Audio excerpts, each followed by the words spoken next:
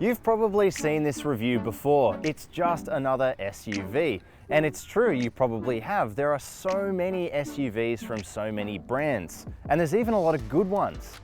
This one is the Nissan Qashqai, and what sets it apart from the rest is its unique dimensions. You see, on the one hand, there are a lot of buyers who would consider a mid-sizer like the Honda CR-V, Mazda CX-5 and Toyota RAV4 simply too big. On the other hand, they need something larger than the Honda HR-V, Mitsubishi ASX or Mazda CX-3. The Qashqai lands right in the middle, somewhere in the void between small and large. Sounds like it could be the right car for a lot of buyers. But is it one of the good ones? Let's find out. First of all, the car you're looking at here is Nissan's latest addition to the range, the ST Plus. The ST Plus is a mid-spec, bringing some extra features over the entry-level ST. The pricing places it about halfway up the range of most small SUVs, but also within striking distance of some rather good mid-sizes.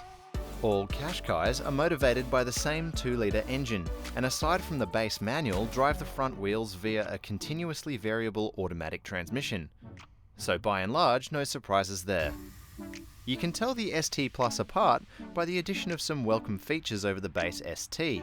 On the outside, these include rear privacy glass, as well as heated and power-folding rear vision mirrors. On the inside, you get this upgraded 7-inch multimedia touchscreen, which now supports digital radio, but infuriatingly no Apple CarPlay or Android Auto. Thankfully, you do get a halfway decent built-in sat-nav system, so you're not left wanting in that department. The screen also hosts Nissan's Intelligent Around View Monitor, which is a rather neat parking suite that uses surround sensors and cameras to give a more comprehensive overview of the car than just with audio alerts alone. It is also capable of detecting motion near the car while maneuvering, to save you from some nasty surprises. Up front, there's plenty of storage too. There's big trenches, nice hearty cup holders, and of special note is this center console here, which I can almost fit half my arm in. Now, one thing I love about the Qashqai's helm is you get this excellent instrument cluster.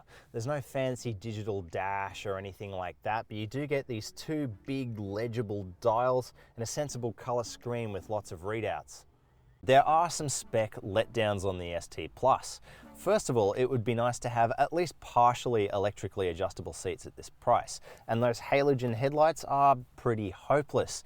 You'll have to go all the way to the top spec TI at a significant cost increase to get LEDs.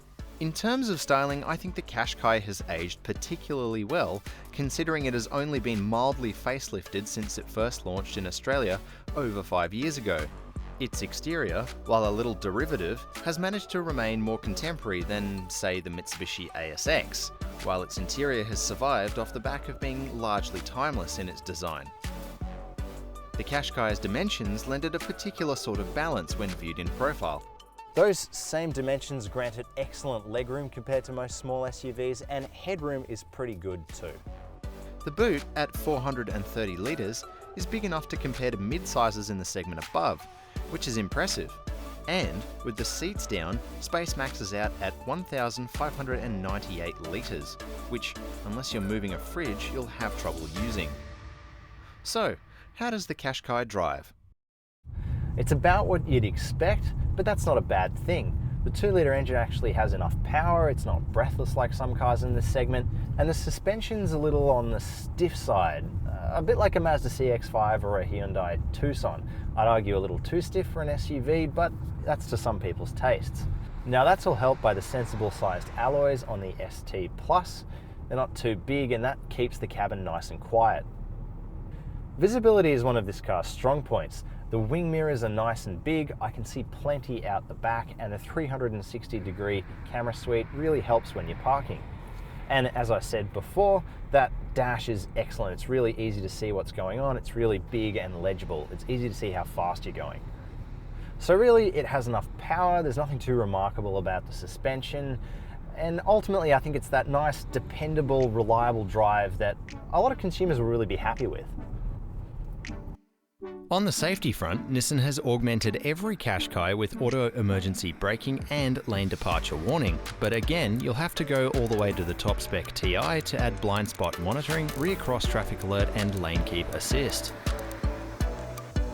So the Qashqai ST Plus is a bit of a jack of all trades and a master of none, but it's still a compelling choice given that it slots between the medium and the small SUV segments in terms of price and size so neatly. And for a lot of buyers, that'll be the sweet spot. If that sounds like you, then the ST Plus is our pick of the Qashqai range. That is, unless you're willing to fork out the extra truly medium SUV dollars for the top spec TI, as it brings extra active safety spec. Remember to read the full review over at carsguide.com.au, and if you enjoyed this video, remember to like and subscribe.